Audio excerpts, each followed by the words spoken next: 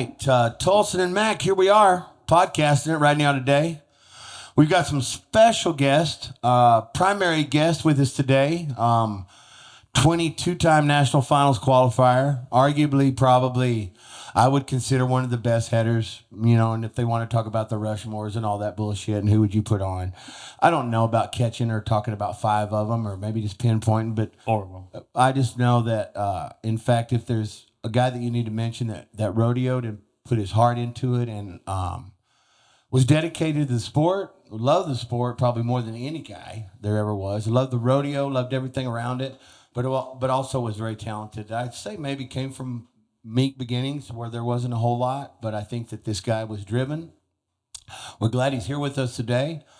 And his name's David Motes. And like I said, I hope it's arguably a future Hall of Famer, and because I think he's well deserving.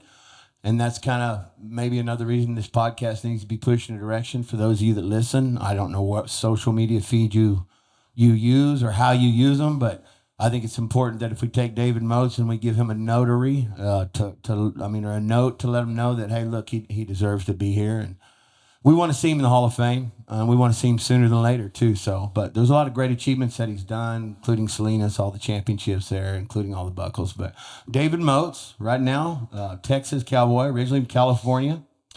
And we've got another sidekick here, a friend of ours they've been mentioning on the podcast as of late, and he's pretty hot, is Gary Green, national finals qualifier in the Bulldog. And we're going to have a single sit-down with him, too, probably in a couple of weeks. That's probably going to be our next podcast on the set, but we're gonna have him back. But today he just wanted to sit in because he's also very good friends with Dave Motes, and Gary Green's a good friend of mine. But we're here at the Tolleson-Mack. We've got our sponsors. We don't need to forget about Turtle Box and Hoof Grip, another great sponsor that kind of gets behind us and makes sure that we keep rolling. And we hope to put out a good one here. We're going to talk to Dave Motes about a lot of things, from the time that he first probably bought his card, how many rodeos he's been to. I was thinking about it on the way over here too, dude. I'm like, I was looking at the deal, and they don't really tell you numbers, and not that we ever really kept track of them either. But I will say, you bought your card when? 1973. Wow. And so I was 2 years old, and then were you a rookie? Did they have a rookies? I was a rookie, but they didn't have rookies back then. Okay. All right. And the finals were in Oklahoma City then? In Oklahoma City. All right. I mean, I just think back in, I just went to a car show just this weekend, and I saw some 1973 Ford pickups, and I just know what they look like now, because those back in the day was the brand new ones on the road, you know what I mean? So I can only imagine your guys' fuel capabilities to get to these rodeos with the 390 big blocks, and, you guys were burning some gas. Well, we drove a lot of cars back then in 2-horse trailers. They didn't have gooseneck trailers around much back in them days. You had a 4-horse trailer that never pulled very well on ice. they none of them do anyway. So, you have to respect ice. So, anyway, we had a 2-horse trailer, and you just cruise along in an Olds 98 or you pulled it with your car? Yeah, oh yeah, absolutely. Yeah, Doyle was telling me about the other day he had a car, and that's how he was. Really? He was a Cutlass and a 2-horse, but yeah, you hear a lot about. Were there inlines in too? Yeah, had inlines also. No way to back an inline ever. Well, no, not really.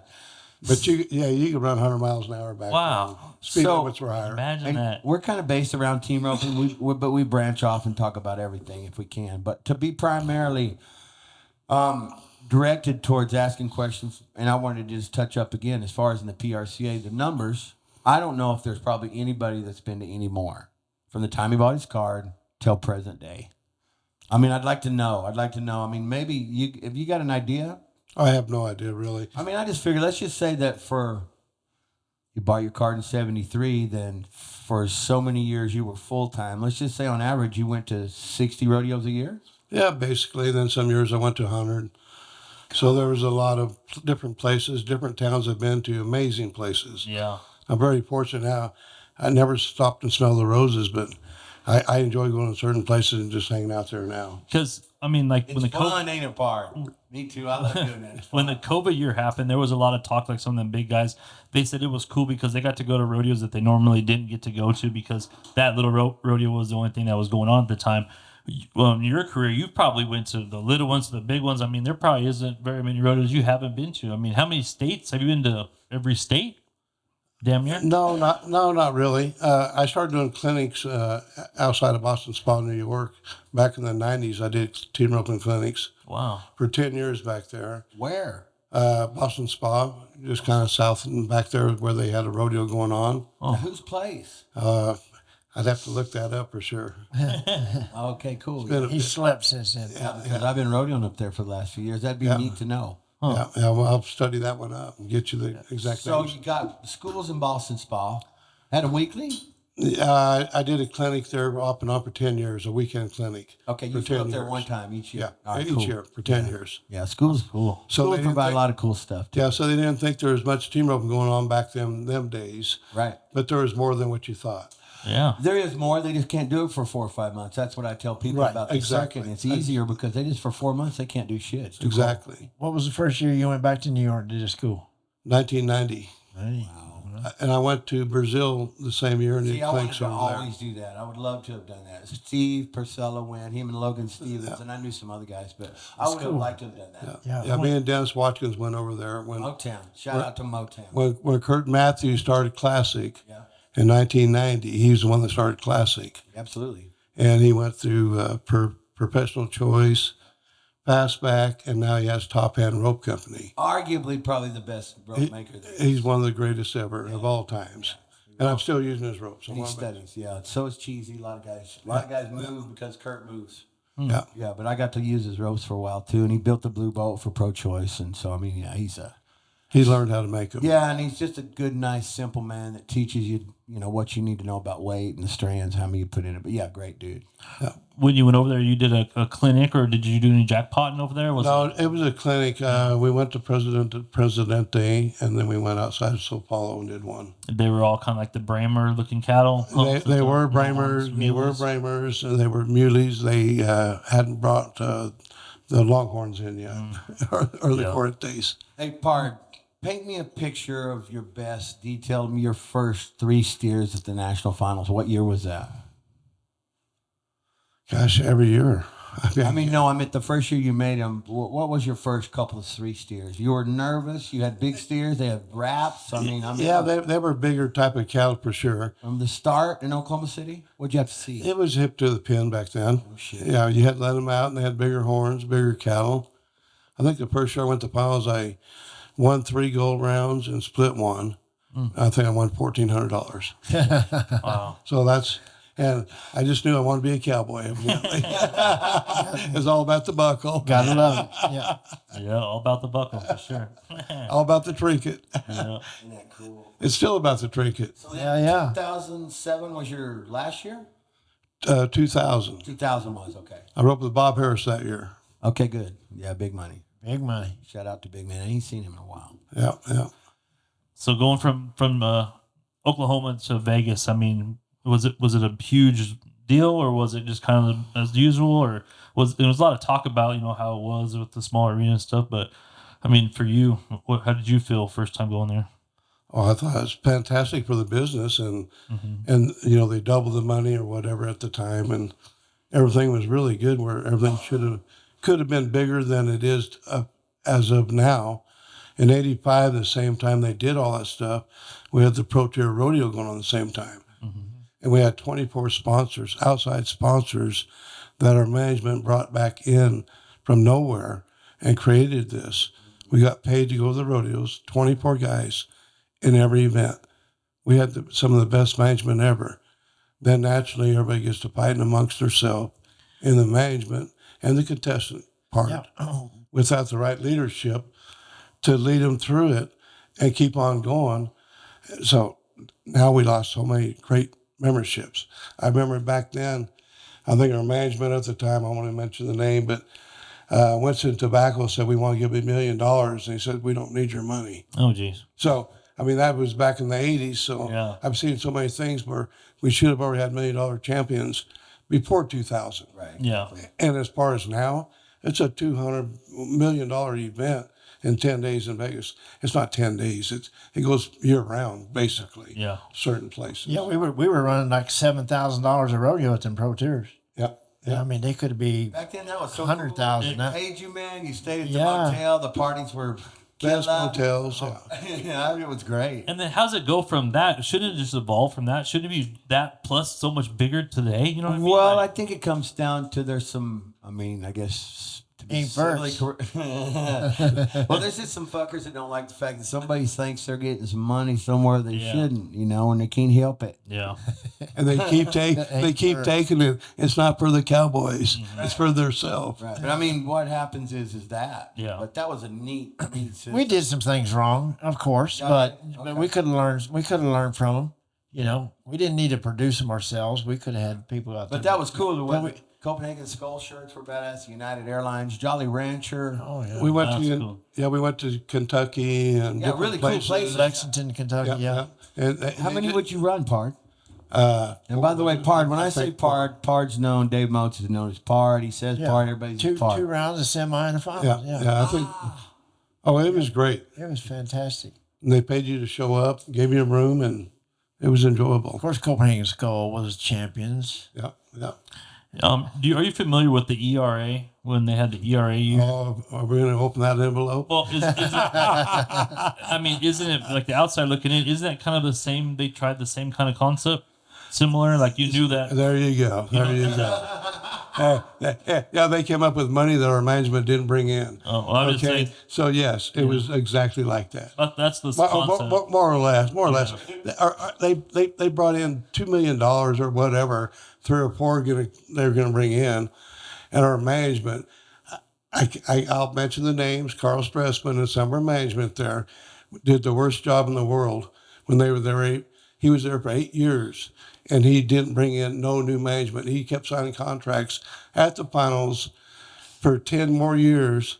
So he got the best hotel room in there, and I'm sure I'm going to get a phone call, and that's fine, because I got great friends, and they know how I feel about everything. Yeah. I've had my PRSA card 53 years. Yeah. I've seen them come, I've seen them go. Mm-hmm. I've seen the great management that want to be management, and I've seen the undertakers there. I'll call some of our management rip them apart. 53 years. Rip them apart. Yeah. 53 years every January up until 20 years. He gave, let's just say card was 500. I mean, it was for me until I got my gold card, and then it's 200. But 53 years, he's been driven. He's been transparent. He's been loyal Yeah. to an association that he's given his fucking life for. Yeah. Dave Motes literally has rodeoed as serious or more serious than anyone, and left with a smile at every one of them. And that's what coming out of his mouth. That's the weight that he carries with the resume you just gave. You won't find anybody loves rodeo any more than Dave Pard Motes. That's what my point. The weight that he says it. People, the management, not any management, but they should listen a little bit. You know what I mean? Like this man knows what he's talking about. Yeah, and if they had an anti-aging shot to make him stick, and he still sticks good, don't get me wrong, but in today's world, he'd enter today. Yeah. What changes did you have to make over the years? Oh, when I first started roping my son in 2001, I had 2 coils in my hand, leather glove, big horses, and that's a year. Big ugly horses. Big, strong horses that run off. They could take a jerk from a 700-pound steer. Then all of a sudden, I'm roping 450-pound steers that are fresh, and my horses were too strong for the situation. Yeah. I still run in the slot, but my horses would drop out quicker. For the little steer on the back end. What was the Flax main horse that I thought was in my mind? I thought he brings back memories more than Muck. But he's a Flax main tails with sorrow. Yeah, I had so many great horses back then. I mean, I've been through That one could run. 10 horses through the years. I mean, I had Popeye. I've had several horses that would you couldn't lead them around hardly, but you get back in the box. They would score. They would do their job. They would lunge to the bottom end, get them off when you're done. Yeah. I was thinking about on the way to this podcast. I'm like, you didn't hear Pard wasn't the guy that he wasn't the such and such looking for the 40,000. He never actually under the ropes. I never knew.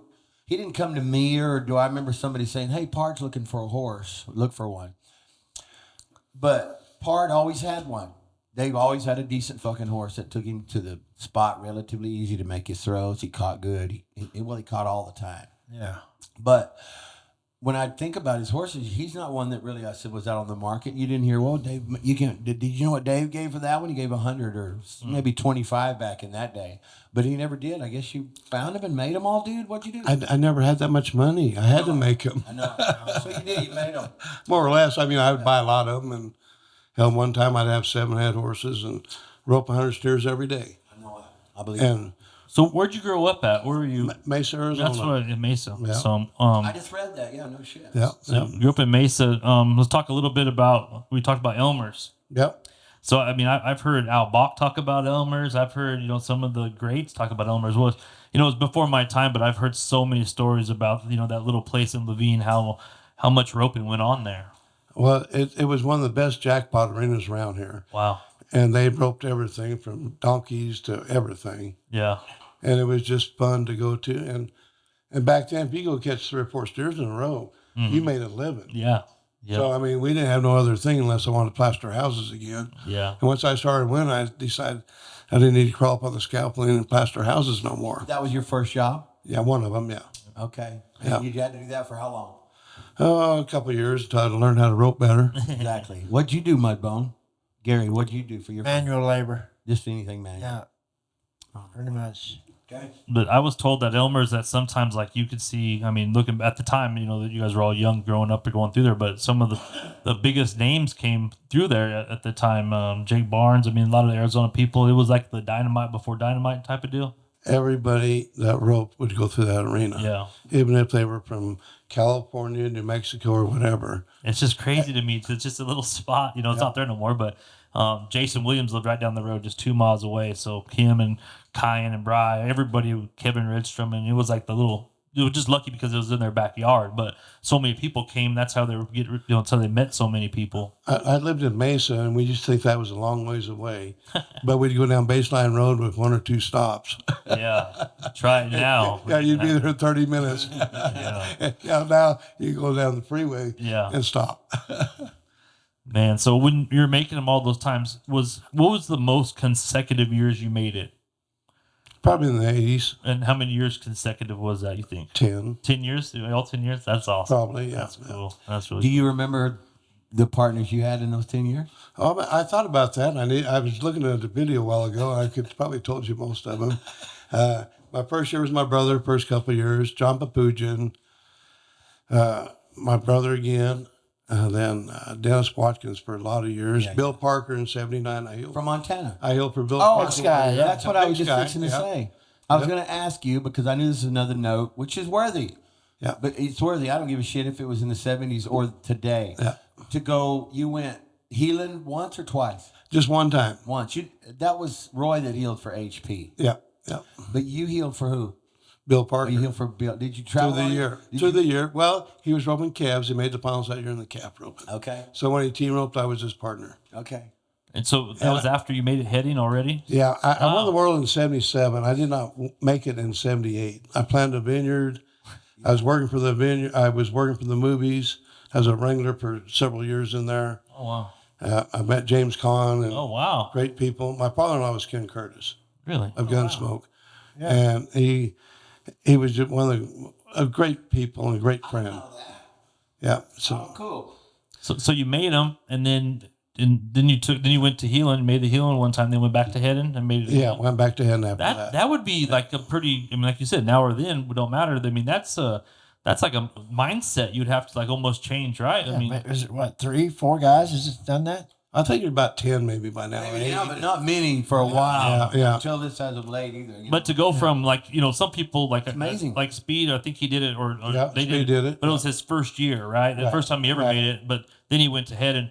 But you headed, then went to then healed, and then went back to heading. That's a little different. Well, I achieved my goal in life. I won the world. That was my biggest goal in life. After that, I just kind of was set up to do whatever I wanted to do. Yeah. Or my main goal was gone. I still wanted to rope. And I just had other things I was doing in life, set myself back up. I was married, and I wanted to stay home. Yeah. I didn't want to work for the movie, so I planned a vineyard. John Papugian, I roped with him in 75 at the finals.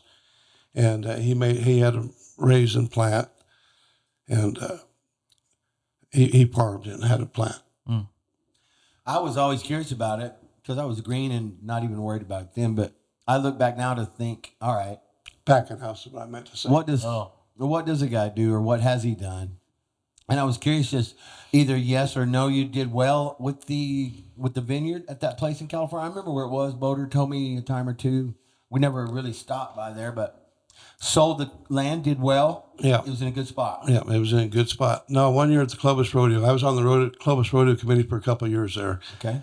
And that was when they only had a couple $1,000s. Right. And we gave him ideas, and Earl Hall, a good friend of mine there, Oh, absolutely, yeah. he expanded it and told them, sell chute gates. This is back in the 80s.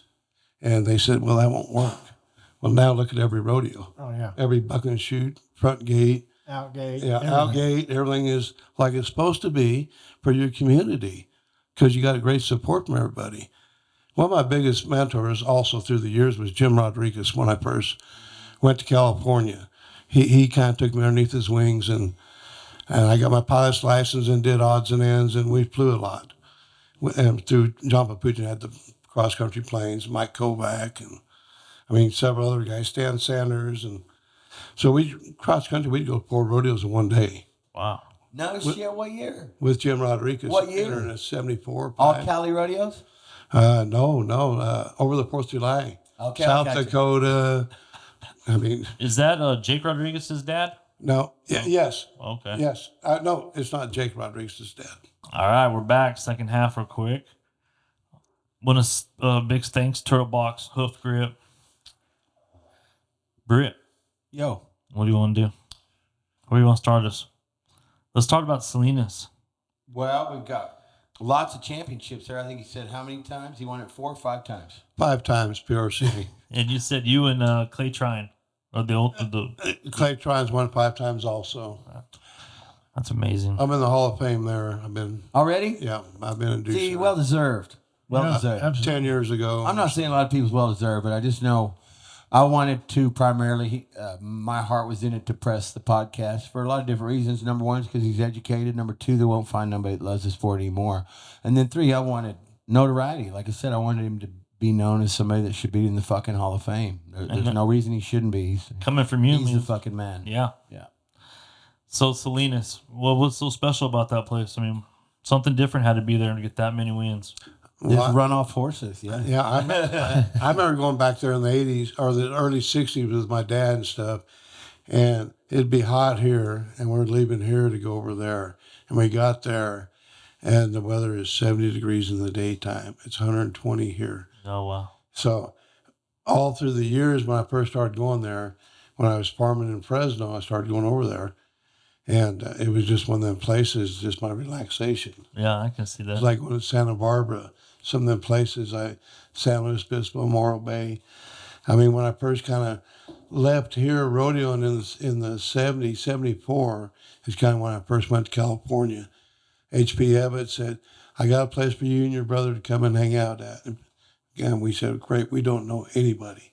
So that's when we first went to Oakdale and Clovis and Red Bluff, and we didn't know anybody. We're 20 years old from Arizona, didn't know anybody. That's cool. So we got to go there and hang out with him and rope. And then I started meeting Jim Rodriguez and these other people that gave me guidance and helped me enter rodeos and learn what I wanted to do, and that's what I wanted to do. So you were still living in the early days, still in the Mesa, and you were kind of going back and forth and between rodeos, going back and forth? Well, I amateur rodeo. I go to Cody, Wyoming in the summertime. I did that when I was 15 years old every summer in Springerville and up So north. was Cody still weekly then? It was still weekly. Oh, cool. Amazing. It's still going. Oh, really cool. Yeah. So did you go to college in rodeo in college? I went to MCC one semester and that was it. So you one day when you were young, you just decided I'm gonna be a team roper. You're gonna do this, or did you kind of just roll into it, or did you have a goal from the start, like you were gonna pro rodeo? Oh, I grew up a junior rodeo around here in Arizona.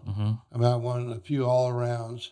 I used to ride calves, then when they became bulls, and I kept getting buck off of the chute gates. I learned how to rope better. Yeah. It hurt every time. Yeah. So I knew I became a better team roper. And now my bull rider friends are all team ropers, or the Yeah. ones that still like horses, Yeah. or get off the couch. Day in, day out, when you put your britches on, you walked out when you started Denver, where we started first for the most part, Odessa. Who was your favorite partner? Overall, not just your best, not the best healer, but I'm talking about the guy that you enjoyed it with the most. I'm going to probably have to say probably Dennis Watkins. Yeah. Because it was business and that's what we were doing. We were flying there and they didn't pay that much. And if you didn't do good on the first one, you might not go back for the second one. Yeah. Type of deal in some situations. And because you would be a week apart, you couldn't spend a week in Odessa, for example, and places like that. And then over the years, it became back to back at certain rodeos. And financially, that helped everybody. Absolutely right. Yeah. You talk about the business side of it, and you've been one to speak your mind about some stuff that could be changed and going different things. What is going on back then that you see that is still going on today that should have maybe already been fixed, or something that you think that they can do better as far as a whole, as a PRSA, we talked earlier? Well, as far as a whole in the team roping event, we didn't have 2 world champions until the 90s. And then we finally had a world champion header, world champion healer. Before then, if he was in the top 15 and somebody wanted to invite you to the rodeo because they were your buddy or they paid you or something like that, To the finals? to the finals. Did you have to win so much money? They'll have to have 3,500 one or something. Back at one time, I don't think you had to, or it might have been 3,000. Back at one time, I don't think it was anything. Yeah. I mean, nothing against Tom Self, but I don't know if he won 3,000. Well, when we go back to different situations where I don't know the whole situation on how much everybody really had won. Right. I mean, now you can look it up on your phone, more or less. Yeah. Back then, I mean, you didn't have a phone. You had to stop and enter a rodeo by stopping at a payphone. All right, to explain that, the top 15 money earners, and it had been 92 was my rookie year, and I still remember at this point, I wasn't roping with Doyle, I roped with Brett Boatwright, and then I knew that I was so many dollars short. I did call Doyle and tell him that I was going to I wanted to start with a 60-40, and then I pushed a 70-30 deal, but then he roped with Cody Cowden, which was fine, but I was pressing the issue to try to get it done, but they were just top 15 money earners. And most of the time, those guys took their partner. But you were 16th, right?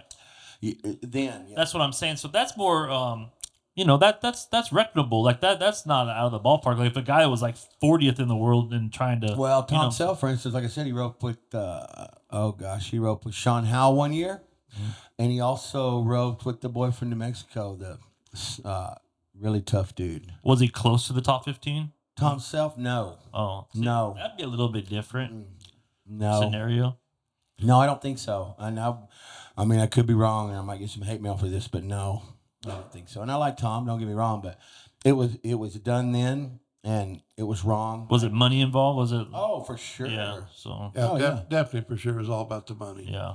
Yeah, I mean, I can remember. Rumor has it that it was $30,000 maybe that they paid Sean Howe. But what do you think that price would be today?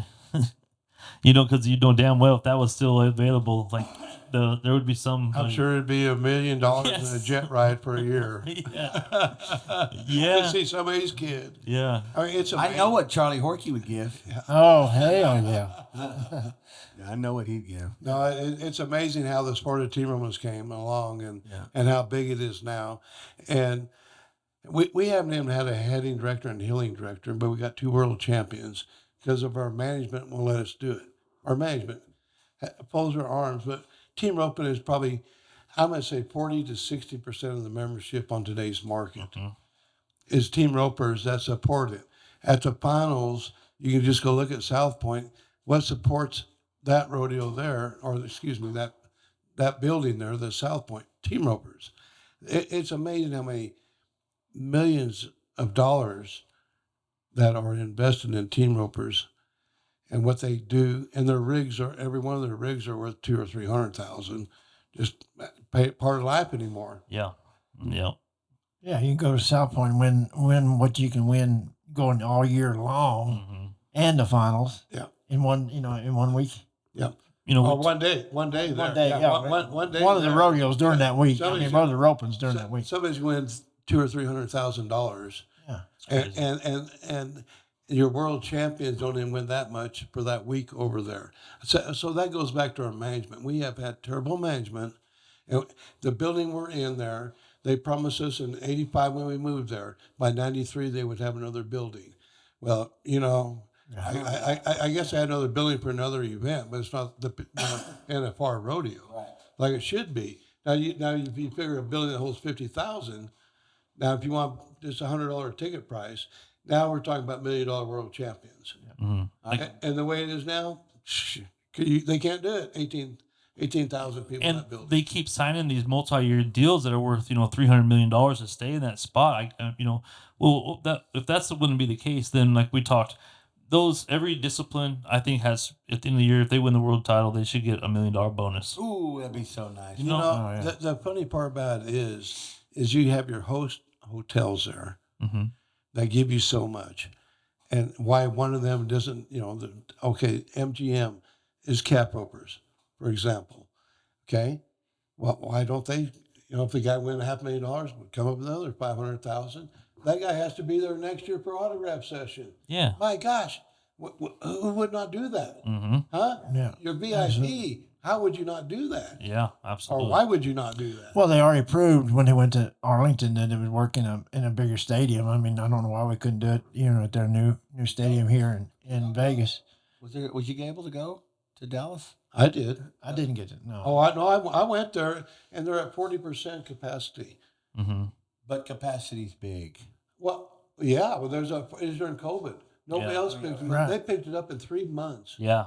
And come up with $11 million at the time or whatever to make that rodeo happen there. Yeah. And they would only give them the time of day for another contract to see what Jerry Jones would do for the NFR rodeo at his place for 10 days.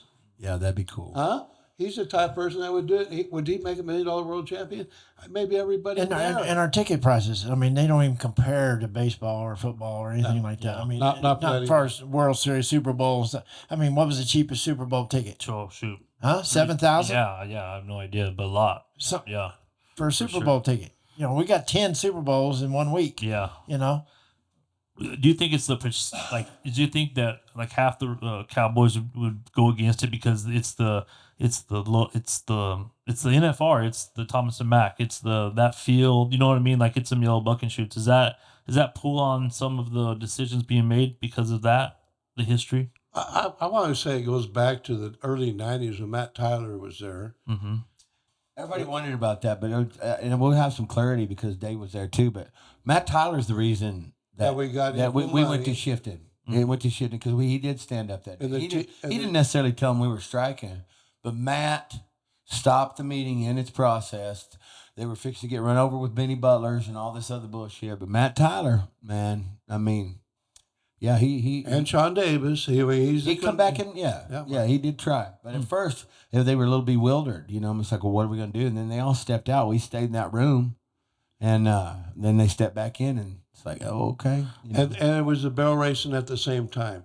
They were underneath. We want equal money for headers and for heelers. Right. And they wanted for the barrel racing because the barrel racing was naturally underneath the program. Yeah, a separate membership organization as well, WPRA. Yeah.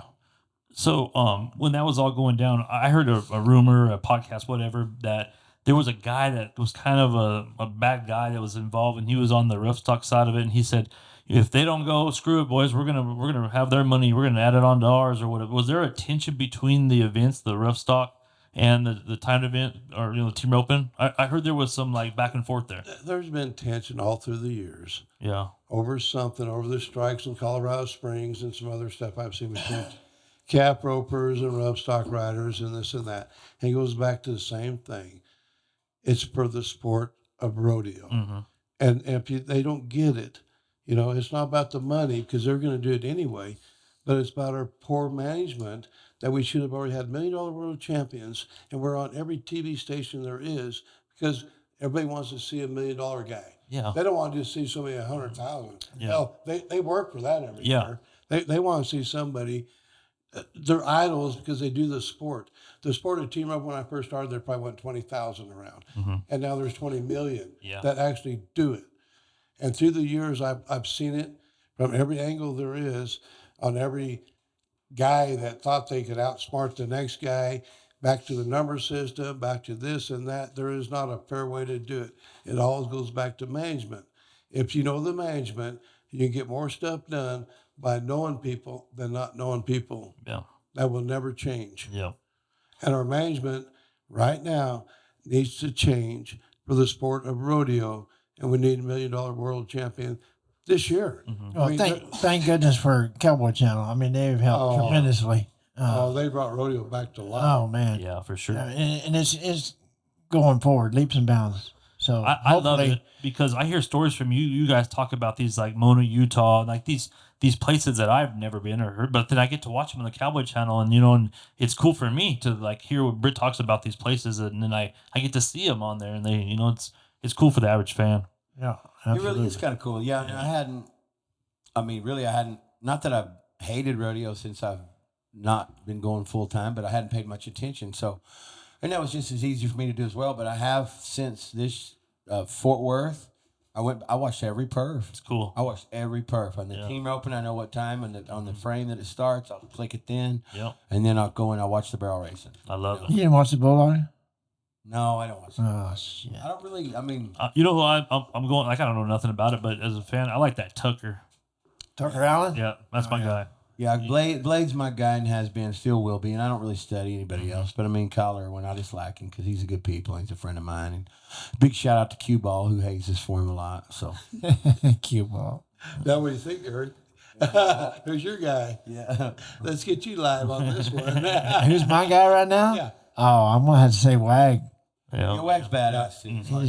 He's like John W. Yeah, he's badass. He's There's like, no you know, doubt. Dakota Eldridge too. Yeah, badass. I mean, there's Nice to watch those guys. a couple people I'd pay to go watch Bulldog. I watched them at the finals. I did watch every perf there, but since I'm team rope and barrel race, I'll skip that Bulldog sometimes. Yeah, I saw it up close and personal. I think it was the best 10 or 8 in the world at the Hondo. I was right there. I got to like really see it, and I was like, I was great. blown away. Oh, it's wonderful. I mean, there's cap roping. I love the cap roping to Oh, me Tolleson-Mack. Yeah. it's been the best. It's kept it there. So, speaking of the Hondo, that's pretty cool on what they did. And I mean, this goes back to the Pro Tour days 40 years ago. Absolutely. On the same type of floor mat, invite certain people to go to certain places Yeah. and let them guys go win $40,000 to $50,000 like they're supposed to win for the love of the sport because they're great at it and the fans love them. And our management still does not do it the proper way. I mean, we need 10 of them rodeos a year under the PRCA. That's the only way we get $1 million world champions in a way. Yeah. You got to have the money. And rodeos can't come up with that much money evidently, but PBR does and certain other team roping does. Damn sure. I like that's kind of maybe the new slang or the lingo, whatever guy wants to push. But yeah, that'd be nice to have fucking $1 million champion. I mean, that would really be cool. This year They have signed a $1 million 300. I want to say 300. PBR did it. Yeah, Yeah. they did it. It's a marketable 1 year. because people like. They did 1 year. Yeah. I know it. Hey, but you think about the people that go to Vegas and walk around to the convention center. How many hundreds of millions of dollars are invested in just that one building? I know. Huh? Yes, sir. Not before you go to South Point. And especially nowadays, it's been 15 since I've probably been there, but I can't even imagine now what an average family spends. Oh, man, it's two levels of shop. Well, there's 5 or 6 different places you can go, but 2 levels out there at Cowboy Christmas. I heard that the Cowboys still only get $10,000 a year to show up at the National Ponds Rodeo. Well, it's guaranteed whatever 4th place check, right? Are they taking it away or do they let him keep it now? 4th place, so it might be $15,000. Yeah, I think it's better now, but I think they continue to give them a guaranteed 4th place check. They've been doing that since the 90s. But once you win it, it takes away. Yeah, they take it out. You get to Yeah, but keep it that's what now. I was so mad about. I mean, you'd walk up there too, because normally I'd blown my first fucking 5,000 or 6,000 in a couple of weeks between gambling and everything else. But I could not wait to go in there and get my check within the first year. I'm like, what the fuck's that minus 8,600 for? Oh, you won that money. You don't remember that? Yes. So yeah, out of the 16,000, whatever maybe it was, they're gonna 8,600. So hey, but it's better now. But it should be 100,000 just to show up. Something, I absolutely. like the $1 million champion. I like that. I like to run with that. The money is there. Yeah, $1 million. The money is there. There's no doubt. On Hell, they wouldn't pay us when we was there. They They had to wait fucking till the end of the deserve week. it. Yeah, and hey, like I don't know about the rigs, but nowadays I saw the last freaking rodeo guy was stuck somewhere. I mean, these rigs are crazy. And I had some nice rigs where I thought that maybe 150 was max for me, and thank goodness I had sponsors on both sides to pay for whatever. But these fucking rigs now, they look like they're probably $400,000-500,000. Oh yeah. Fuck yeah. They were loading a yeah. a smart car, and you could put it in the you can put it in the motorhome or the trailer. Yeah. Now you got an option. Normally you just had to put it in the back of the trailer. Now it's like, oh, this fucker's big enough. I mean, we can haul it all. I think like he said, he was rodeoing in a car. You know what I mean? Cutlass Can you sedan. imagine? Yeah. Delta 88. Yeah, sleep bag in the back. Zanetti. A single axle Zanetti. Yeah, aluminum Zanetti. Pete Zanetti made it? I had Molly's. Molly's, trailer. that's it. I had Molly 2 That's the horse. one. And I had a Grand Prix in Olds 98. Molly, dog. Hey, my Grand Prix could run 100 miles an hour from here to Colorado. How many times did it fucking stop? Just only a few. Oh, Bard. What about the American? When you were there when your son won it? Yes, I was. Yeah, was that pretty cool? Yeah, very cool. At the time when he won it, he was sweating it out because he was going to win the $1 million, and then it came down to the last bull rider, I believe. Yes. And it was the last of it, right? Like the Yes. last of it. So Yeah. he's fixing to win the whole shebang, and then the damn bull rider wins, and they have to split it with him. So Brandon Brown's done his homework. he lost $150,000 that year, but he won $330,000. Yeah, yeah, A lot of ways to look at that one. yeah.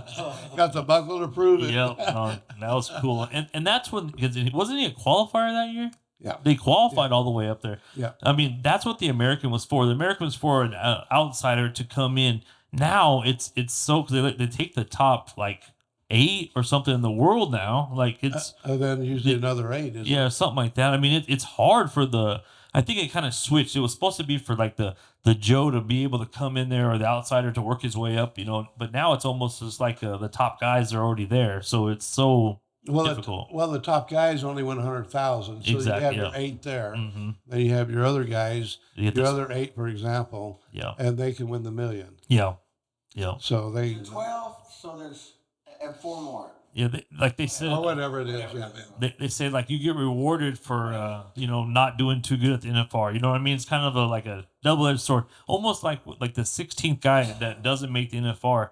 He can look at it. Well, I can go down to the South Point and rope for 100,000 or whatever in the open. Because if you make the NFR, you can't run down the road. No. So it's kind of. I mean, it sucks. Yeah, you didn't make the NFR, but you do have a chance now to rope in that roping. Yeah, and be eligible for the $1 million. Yeah, I'm talking about a Vegas though, roping. Yeah, but even And- that's yeah, American. Yeah, exactly. And American, Yeah. also. So I mean, it's like Do good, do bad. yeah. I mean, That's part of you life. look at it like that. Enjoy the moment. Mm-hmm.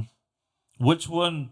So they got these big ones. I mean, of course, you got the NFR. That's the main one. But like, give us another one of your favorite. I mean, other than Salinas, I guess that one's the place that you built, probably Salinas. But Santa Barbara is one of my favorite places too, just because it's I've never been there. the rodeos. I don't remember having a rodeo. Huh. The rodeos in it used to be a big rodeo at Really? one time. They used to be you win 5,000 or 6,000. Wow, dude. Wow. 2-header and all that back in the 80s and whatnot.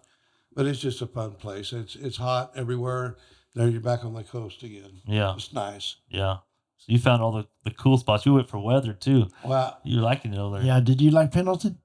I love Pendleton. Yeah. He loves everything. He Hey, loves hey, everywhere. Pendleton- It's not a place you're going to find or ask him from here to Nanfucking-Tucket. He loves them all. Okay. He loves them all. Okay, Pendleton's weather related, and they've been weather related for 100-something years, so I like it. Yeah, Yeah. that's true. There's not, yeah. I loved it. On Dave's baddest day, he was always happy.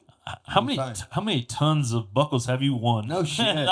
Yeah, I mean, I have several hundred. I gave a lot of them away. yeah, that's cool. That's what I started doing pretty much. You just give them away. just Because, give 'em I mean, away. keep your majors, the one you really love, and then Because we're getting too old to wear fucking, we just got to wear a buckle. Yeah. What's some of the buckles that you still have that you have on the mantle that, Salinas, do you have like a group of them that mean a lot? I got 4 NFR average buckles. Yeah, that's awesome. Those are pretty cool. Yeah. And then my Salinas buckles, I got pretty well most of them. I gave a couple of them away. That's cool. Santa Barbara, I got lucky there, and I won it 8 times, different ways, heading a couple times, heeling a couple times. And I was telling somebody about Dodge City the other day. It's like, I don't know why it ends up being what you call your best spot or your hometown or whatever. But yeah, so That's guy wins a lot of buckles. Yeah, 5 times. So, you just don't do that very often. Not in the pro rodeo.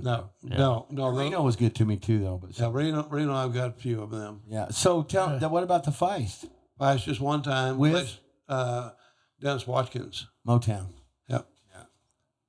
Cool. One time with the Feist. Did you enjoy once he started? Was you doing the clinics with him? Did you guys do 15 and 15 or? Yeah, we did. Yes. So we 3 did quite a days. few. Yeah. It's great money. Yeah. Back then it was good. They were always full. Right. Cash money a lot of times. Yeah. No, it was good. Because Motown was good at good. I mean, he was good. He's a very great instructor. Yeah, he is. He's a great instructor. Yeah. If I don't ask this, Caesar would be mad at me. Give us your, maybe your top 3 of your horses, the ones that you meant a lot to you. I'm going to say Good Times because I won the world on him. Makes sense. I'm going to say Goliath. And he was the first horse, a Palomino horse. He didn't weigh 1,000 pounds. I rode the pounds the first few years.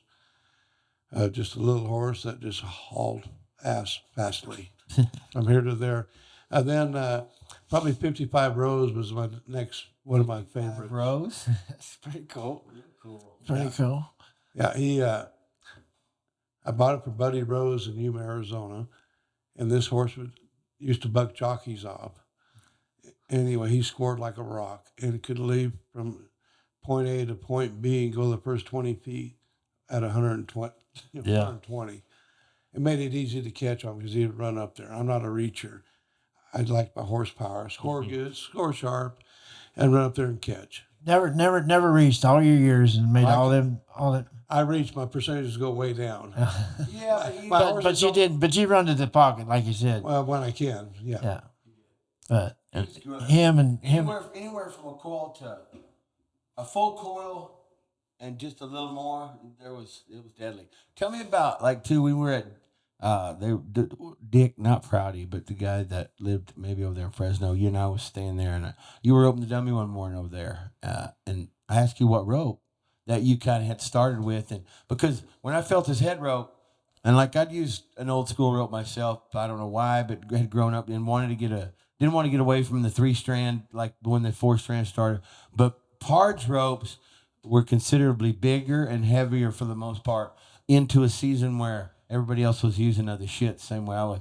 But I'm talking about there was some of them felt like there was, I don't know, 1.5 inches around. 7/16. 7/16. Yeah. That's all they had back during my beginning. They didn't have the coil ropes like they do now. They didn't have classic and fastback and heavy. all these machines. No 3/8. Edmonds, he was one of the first ones that started making ropes. They were pretty heavy ropes then? Oh, they were 7/16 full. They were New England's, most of them. And they came in 550 feet spools. Oh. Huh. You would lay them out and stretch them and cut them. And yourself? More or less, yeah. Really? Well, you didn't have rope makers around very often. Wow. You go back to King Ropes. Yeah. And Perry in California, there was a handful. But when I was growing up, there wasn't hardly anybody. Yeah, right, dude. Wow. I'm thinking about that. Not to say, that's old, but you're right. Tie your own. No, it's knots. old. It's over 50 years. It's old. It's old. Yeah, it's old. And I've never heard that before. Wow. Yeah, and you would use a rope. You could use a rope for half a year and then cut it off and change and put the Honda on the other end of that rope. That's crazy. To save money. That's Hey. That's crazy. Oh, wow. Man, but hey, I could put 2 head ropes in my rope bag, and that would last me all year. All year. Man, I mean, you see guys now go to rodeos and they'll grab them. Like, oh, when you put some AC on them, they'll throw them in the truck, put some AC on them, and you were just going with them. No, we put powder on them and kept them in the shade when it was 120. Yeah. Burlap rope sacks. Water them down. Yeah, make them feel real water good. them down too. I forgot about that too, dude. Oh, yeah. That's right, the burlaps. Make them feel real good when you show up at Pecos, Texas. And Yes. 120 outside. Yes, I can't get no hotter there. They didn't travel very well. Air conditioner? No. Did you charter a lot? Did you have to charter a lot? I did. I mean, everybody talks about charter stories and shit, but more than you wanted to. But Dave, you rode your own horse for the most part, a lot of places. I sent horses. I had quite a few horses through the years. And Steve Branco, one of my good friends, he would help us out a lot. And John Papucci and Jim Rodriguez, they did the inner, and Jim would do the inner, and John would do the flying. I'd be the co-pilot. We'd fly, leave Fresno at 6 in the morning and rope at Greeley that morning 3.5 hours later. Wow. In a plane. And, King Air. And then come back that night and, did our farming and all that stuff. I just can't believe how much flying you guys did too, as well as just I'm such a scaredy cat when it comes to flying them planes, going in the small planes. Oh man, them small planes is the best way to go. I mean, geez, I guess so. But did you ever have any close calls or anything to worry about? No, I haven't, but all my pilots have. Yeah. So through the years. You hear stories of people. Yeah. But you got your pilot license. You flew a lot. Yeah. Well, I let these other guys fly, and I was just in the right seat all the time. Oh, okay. Because it was their planes and their deal. But when you if you travel 8 hours a day and you're flying and roping 2 or 3 rodeos, that pilot is tired. Absolutely. So he said, "We're coming in." And hell, he hit the ground. Well, you're supposed to do that. I said, okay. Wow. We're okay. Yeah, our pilots, they always wanted to go watch. Yeah. We'd fly somewhere and they'd land. And we want to go watch. So he'd lock everything up and we'd go. And after about 2 rodeos, he said, I think I'm going to stay here and give me a nap. It was excited no more. So, Pard, you're in Texas now, and you come here in the winter a lot, and you rope, and then you go back home when? You go back to Texas when? I'll go probably next week back to Texas. What are you going to do then? What do you do at home? Same? You rope? I got 3 more horses at home. I'll just put them around and rope some. And your place in, is it Brock? No. Toller. By Glen Rose. Okay. Yeah. You'll go to all the gold card ropings, though, in California? No? I don't know yet. Hmm. I got a month to figure it out. But you'll go back to Salinas. I'll go to Salinas. Well, I go to Salinas. I hang out with Gary Lyons, a good friend of mine there. And I got a lot of good friends there. And the weather is 70 degrees in the daytime. So pretty. So all my people are calling me, or my friends, and what are you doing? I'm roping. It's 2 in the afternoon. Well, it's 110. I know. Yeah. But not here. So I hang out there for about a month every year now. Oh, okay. All the people that you've rodeoed with, like Super Looper, and I'm just thinking of all the characters that you've been around over the years. Is there some guys that people wouldn't think that you maybe were friends with, or some other than some team ropers? Well, I don't know. I've been friends with James Conn. I've been friends with a whole lot of people. Lex Conley, he was my father-in-law. Yeah. Ken Curtis, he was my stepfather-in-law also. And I don't know, I've met a lot of great people. I met Ronald Reagan through the years. And I met so many people. Donnie Gaze. I mean, I got so many people. I never post nothing. Just they're my buddies, and they've been great in life. Cool. I went to the first Cowboy Downhill in Steamboat Springs 51 years ago now, and I'm kind of grandfathered in there with Billy Kidd. Larry Mahan started, and Billy Kidd, and Barb Shipley and her husband John does a great job there every year. And it's just stuff like that I did, and I enjoyed doing it. I don't go to the top of the mountain anymore. I'm not legged up for that. Yeah. And I don't go down black stuff. I go down the Bunny Hill, go down there and drink beer. There you go. See my friends. Everybody's there. That's cool. Did you meet Ronald Reagan at the presidential rodeo? No, I didn't go that road. Okay. I met him at the Astrodome, actually. Okay. Wow. I go way back then. Yeah. And So they really dug deep right here, and they said, "Oh, what's your favorite movie, David Motes?" And he says, "Raiders of the Lost Ark." Yeah, that is. Still, you love. It's okay. Yeah, still one of my favorites. Yes, it is a good. It's a good one. You know what I mean? Get one of them real freaky movies, whatever. What was one of the best movies that you got to be a part of? I worked on Butch and Sundance in the early years, and that was kind of one of my fun ones with Billy Cat, Tom Berenger. Then that was probably one of my fun ones. But then I did another one. There was Rudy Euglin in Colorado. That was fun with James Caan and Jane Fonda. Yeah, Jane Fonda. I've heard of her. Is your brother older? Is Dennis older? Yes, he's older. Okay. Yeah, I didn't get to. I mean, I knew him. We visited and met. You know, probably through you more than anyone, but I didn't get to talk that much. I do remember Steve Purcell and I. We were. thank you, sir. I think we were at Puyallup maybe, and Dennis was going some or had been up there or something, but he had that big generator on the back of his semi, and so Steve parked somewhere. He said, "Golly, Dennis's generator's so effing loud." I'm like, "What are we gonna do?" And then we sit there for a minute. I thought, well, maybe. So I'd go over there, and I knew right where the gas line shut off was. So I just turned that switch, and about that time it'd pop off, and it was early in the morning. And here comes Dennis. He gets out 2 or 3 times. He's pulling on that thing, pushing the button, and it just known that I had done the switch. But I couldn't. Some of them are so loud you can't sleep. But that's the only time I got to confess to you, Dennis. I don't know you very well. Sorry, but it was me that day. It wasn't your fucking generator. How many times have we did that through the years? Oh, dude, it was. Somebody pull up late. You're tired. They pull their generator out right next to you. Imagine. Oh, yeah, just all night long. Finally, Generators. What are y'all talking about? Generators. Exactly. Kevin Daniels, I saw his. He gave his a full workover. I'm talking about he built it from ground up, but I was the one up there. We didn't have generators. We didn't have phones. We didn't have nothing. Cutlass sedan and a tool and a bedroll. Was that like a big deal looking at those maps and like maybe messing up and like did you ever get turned out over rodeo because of bad directions or something? Phones, all kinds No, we didn't need maps. I've been close a few times on different roads, and you go up there to Stony Port and some of them places, they got back roads. Mm-hmm. Yeah, well, I've seen a lot of them. Didn't know they were there.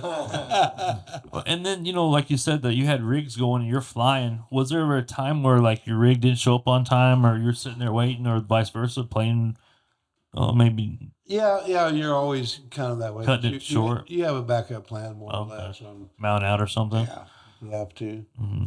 Did you do a lot of that mounting out stuff or you mostly rode your own, you said? I mount out a few times, and then whoever I mount out with, I would ride theirs, they would ride mine. That's kind of how it works. More or less. Yeah, traded it out. My type of horse, Mm-hmm. that they did kind of my style. I got you. Did you ever ride scooter? I never rode scooter. Ooh, He was nice. that'd have been sweet. So there's two different scenarios there. You said like if you would ride mine, I'll let you ride yours, vice versa. It would kind of equal out. But then we were talking earlier about the alfalfa gentleman that That's bulldogging. That's mainly bulldogging. That's kind of their main job. That's what he did, and that was like his business plan. Yeah, that's his business. And ours is mainly riding our own horses. And then if we have to mount out, we'll mount out. Team ropers and calf ropers, they usually swapped. I mean, they traded it out. You ride mine here, I'll ride. You give me a ride later down. But the bulldoggers, that's how they. That only changed at the NFR where you had to pay. No, everywhere. No, I mean that like if you went to NFR and you had to ride someone's horse, you'd have to give 25%. For me in the Heelan? Yeah.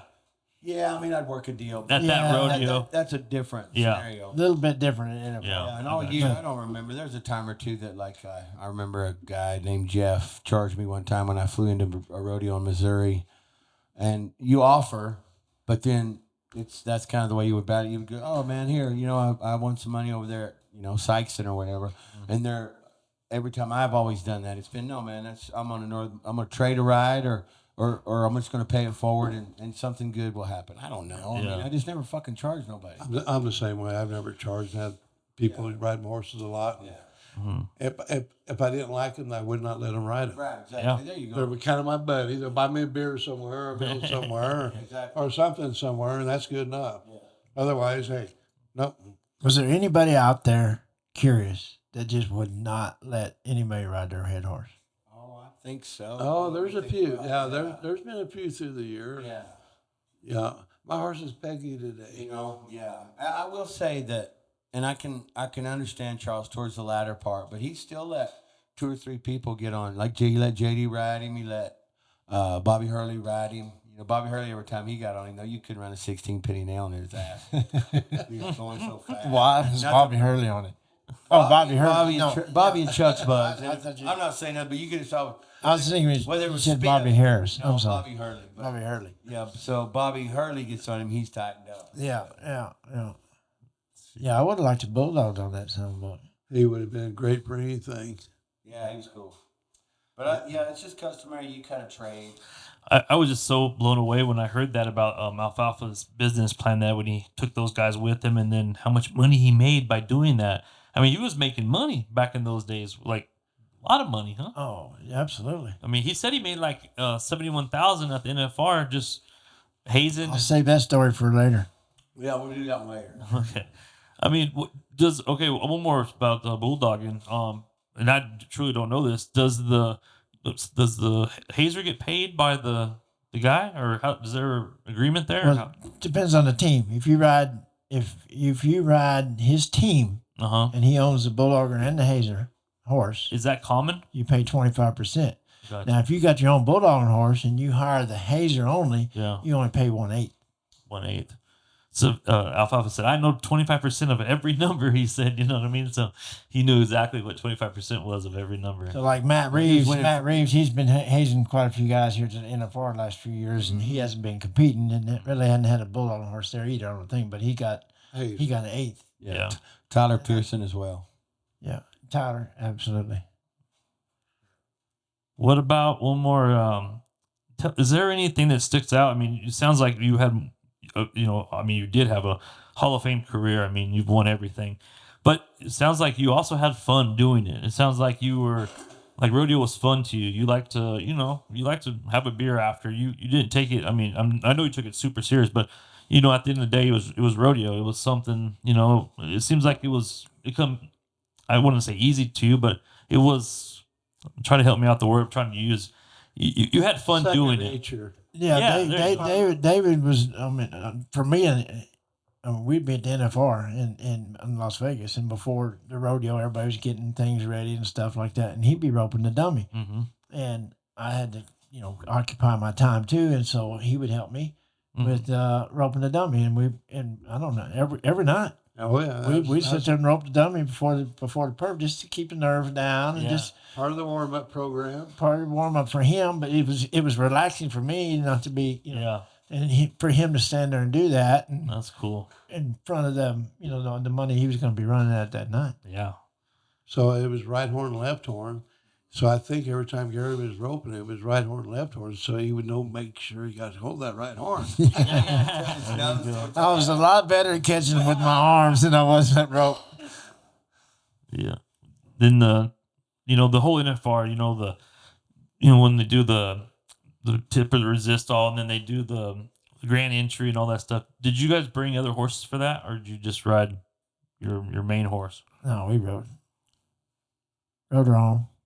It's much safer though. Some of them horses, it's much safer than ride your own. Either ride your own or maybe now they didn't have it this year, did they? Nope, they didn't. They walked in. No horses got hurt this year. That was okay. Yeah, but it happens. Yeah. I mean, what's name got bucked off, and he was a bronc rider. What was Slade Lindale? Wade Sundell. Yeah. Hey, we've seen Patrick Smith. I'm talking about we've seen it all. If you're going to talk about stories at the grand entry, Oklahoma City, I'm riding my hazing horse, and I am flying around there, and I'm carrying the same shit. Well, actually, you did different directions. One come in and then go the other way.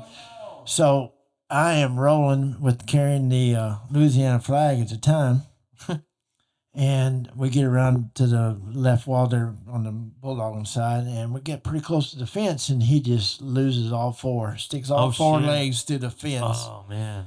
And I'm going out there airborne, and I'm going to try and do a tuck and roll with this flag. and I did a Scorpion. scorpion. Yeah, and it didn't knock me out. It didn't. I mean, I was able to get up. My horse, we had to pull him away from the fence and loosen the girt, and he got up and he was fine. Everything was good until I caught my steer about 30, 40 minutes later, and I just blacked out. Yeah. Turned him loose. Never even tried to throw him. Damn, what happened? Concussion? I guess it was some sort of concussion. Yeah, I mean, but yeah, that hurt pretty damn bad. Golly, that sounds like it. Man. Well, back to the moral of the story is I've had so many great friends out here in the rodeo business. I'm too hard-headed to quit because I like my friends. That's awesome. Oh, I know from different areas, That's what I was going to touch on. thousands of people, Yeah. Hey, acquaintances. I just needed to, and I know that we have these podcasts, and not that I was getting gooey, but I wanted to know in somewhat of a good detail, because you are a good spokesperson, you do speak well, what rodeo has meant to you, and that kind of summed it up. But yeah, I mean, he said he was, too hard headed to quit, but then also weighing the friendships and the people that he's met over these travels since he's bought his card 53 years ago. There's no comparison versus saying you was a white collar or blue collar job, or you was a head of a stock market, something another. I mean, you wouldn't trade nothing for it. I think it's so cool that you guys have all these different spots all over the country. That's so cool that you guys have that. I mean, you might not even know the guy, but then you can call one of your buddies and they might know the guy. And because you guys are all in the rodeo world together, then that guy's your friend now, and you can pull up to his house and change your tire. Like, I mean, I bet you have connections through all over. It's amazing if we ever run into a jam on how many people we can call. I know somebody that lives there. They'll be right there. Yeah, that's crazy, huh? I'll blow an engine in a truck or a transmission, and we have friends that are amazing. Yeah, And that's why I like my people. yeah, My people are the rodeo people. yeah. I mean, that's just our people. Mm-hmm. That would never change. I'm not saying, but when I see him, that's all he's got. This rodeo, even the fairgrounds and like the places that you could pull up. When didn't know nothing about that. I didn't know that you could pull up to the fairgrounds and leave $1.50 in a little box and you can keep your horse there all day. Like, I didn't know that until I started going these places, and that's pretty cool. I hear these young guys that are first timers right now, and they talk about, we don't know where we're going. We're just going to fairground, just kind of bouncing around. To have a veteran in the truck, to drive these rookies around. Is that what your son's first year was? Were you out there with him? Oh, definitely so. Yeah, I did all the intern. I think we were buddy with Brandon J. Adams that year quite a bit, or some of it. And Was that a fun year for you? Can you talk about that a little bit? It was so enjoyable. I pressured up more for him than anybody on my ability of roping. Right. I will say that I didn't rope like I should have. I just wanted to do it so bad instead of just. Yeah, that's common. Yeah. Kind of like some things in life, just let it go and make it happen. But I introduced him to hundreds of people. Yeah. Yes. Yeah. And everywhere we went and hung out, I mean, we just made another 100 people, or several people every place we went. Yeah. So now he has thousands of friends around like me. Yeah. Raleigh and Brady Minder, he hangs out with them, and I've watched them grow up and became what they are, and some of the greatest team rovers of all time, and one of the best families in the world. Back to Ellensburg Rodeo. I mean, I started going up there when I was farming, and that was during my picking season. So I couldn't go up there a couple of years, and then I started going up there a lot, making it happen, and watch that rodeo come from being a $2,000 or $3,000 added rodeo to 30 or 40 now per event. Plus, one of the greatest team rovers up there that Scott Rep started up there years ago. No stock charge, and it pays $10,000 and 10 monies a man, and it's such a great thing there that the Ellensburg Rodeo Committee has done. It's like Pendleton, for example. They probably didn't have team roping there until 1990. Wow. The same. I mean, and they said it couldn't be done, and this and that. Well, anything can be done. We know that. I mean, Anapar is too small of an arena. Nothing's too small if it's properly set up. Yeah. We know that. So we can go back and look at a whole lot of things on different issues, different arenas or different places. And it's amazing. San Antonio was 1990. The first year they had team roping there. Really? Houston, I want to say, was 1990. Wow. Houston, with our bad management leadership, was 2001 or 2 or something for Fort Worth Rodeo. Yeah. I don't know exactly the date on But that, it was a later. Wow. It was one of the later ones. but it was one of the last ones because of our management.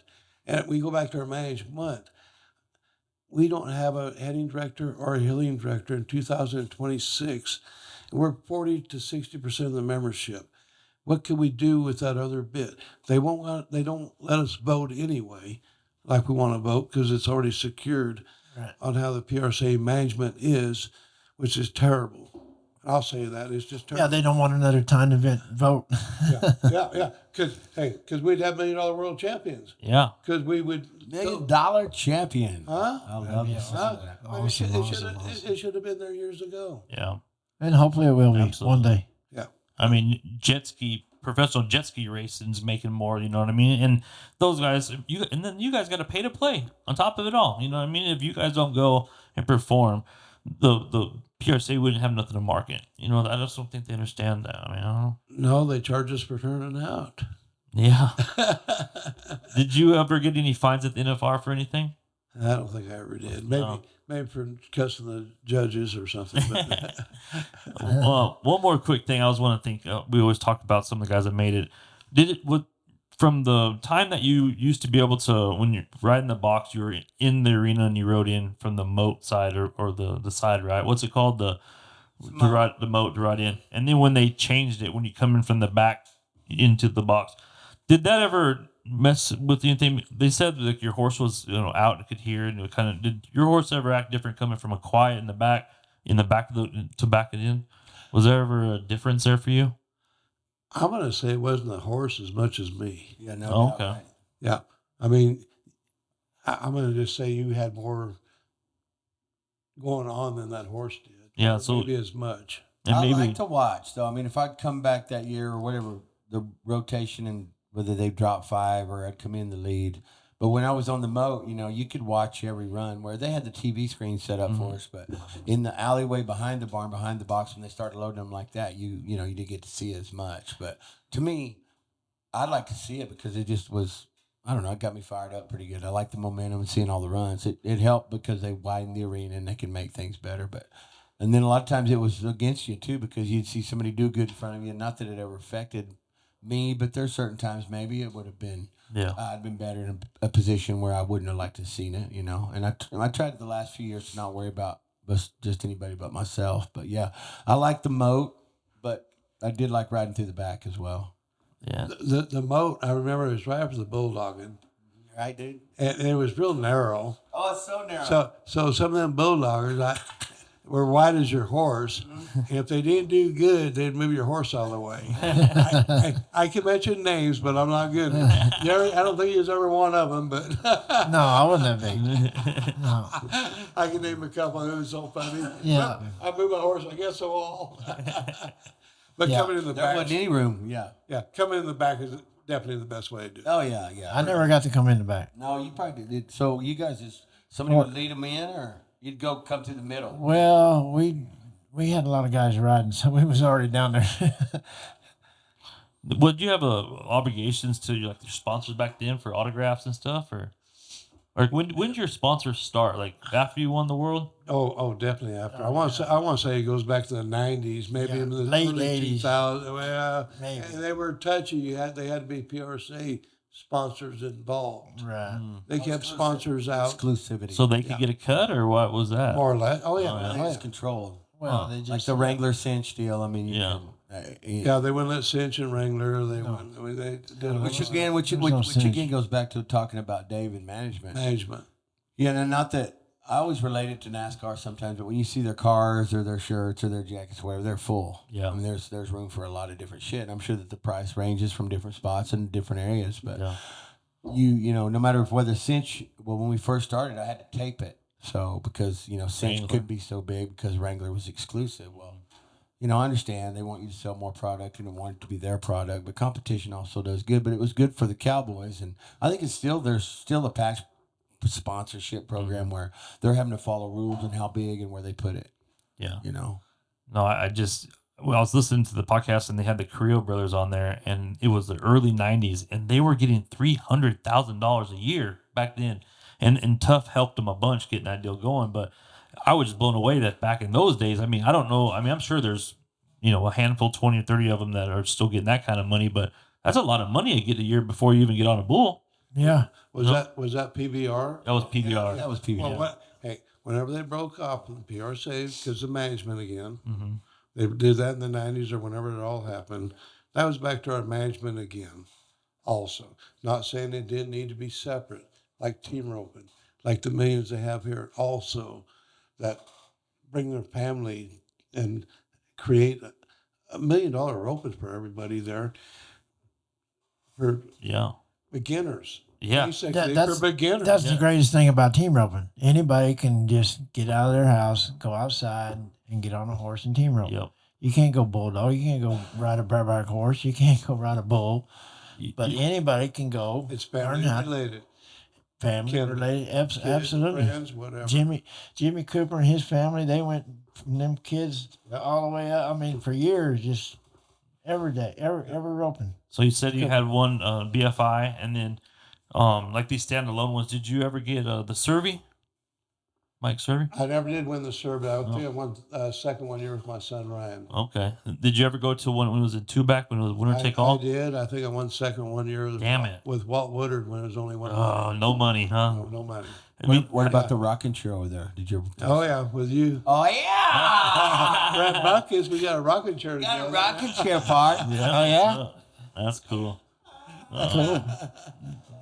I mean, how did you feel about that when you were going down there? I mean, it's winner take all. I mean, that's a tough deal. You rope your ass off and lose by, Back in the day, I didn't want to go, but I went. How's that? That's a great answer. Because it paid Tucson, $10,000. yeah, exactly. $10,000 back then. Yeah. Shit, that was a lot of money. Yeah. I don't remember what we wrote for. Somebody's gonna win it. Somebody's gonna buy a new car with that money. Right. Huh? Right. Really? Yeah. Or Yeah, have a that's a great explanation. Well, I didn't really want to, but I went. There's been a lot of those, dude.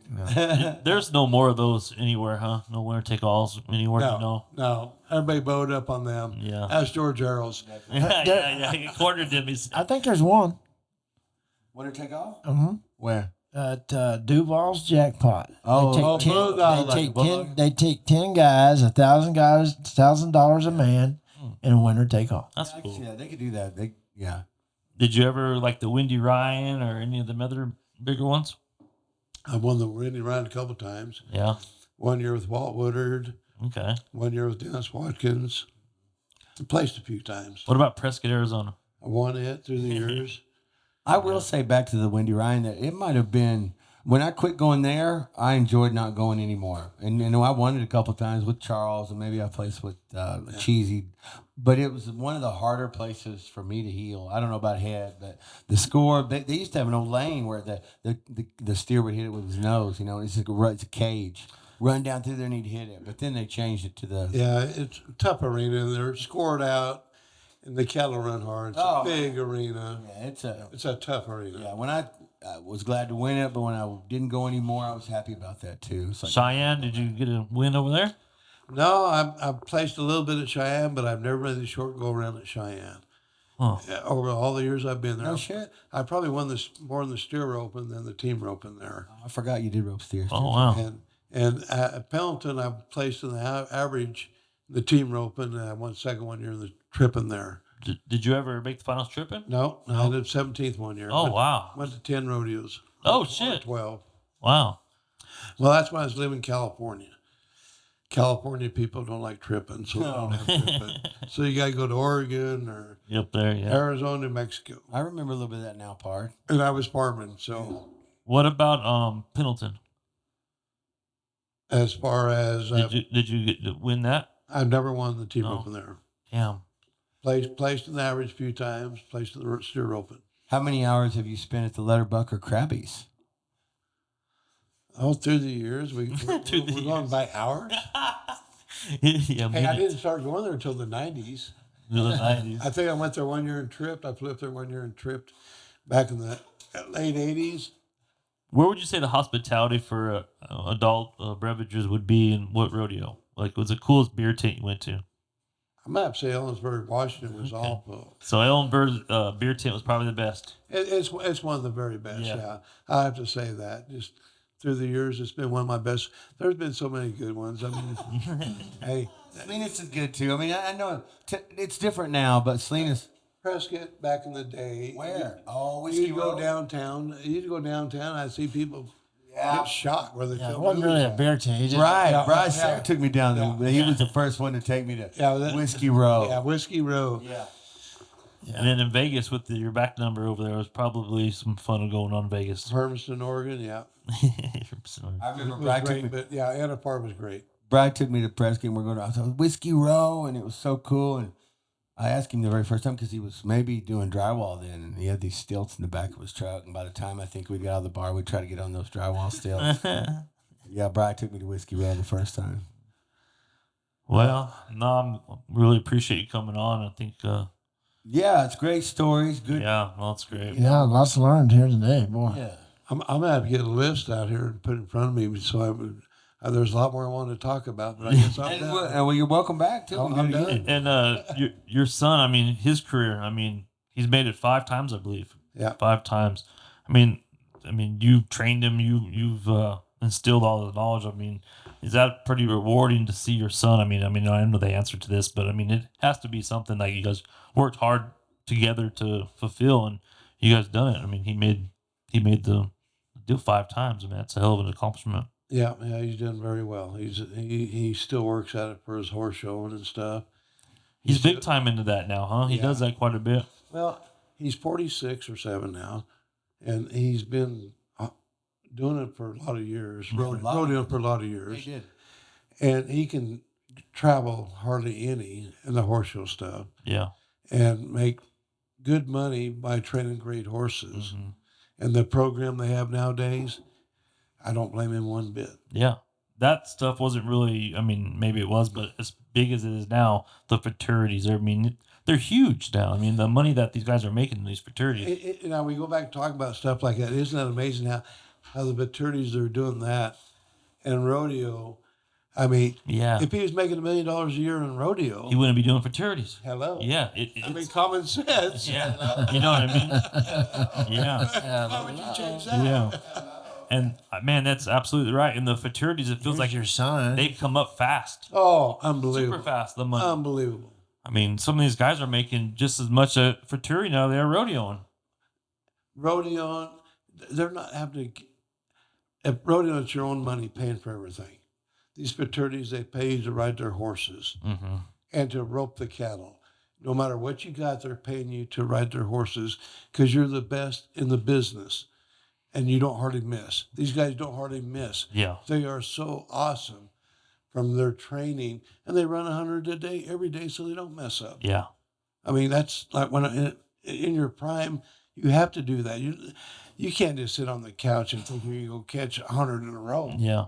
I've seen these guys do that. When you got into a slump in your prime, were you one to rope it out, or were you more mental about it, or did you go out there and run 100 to try to? No, he just go get drunk.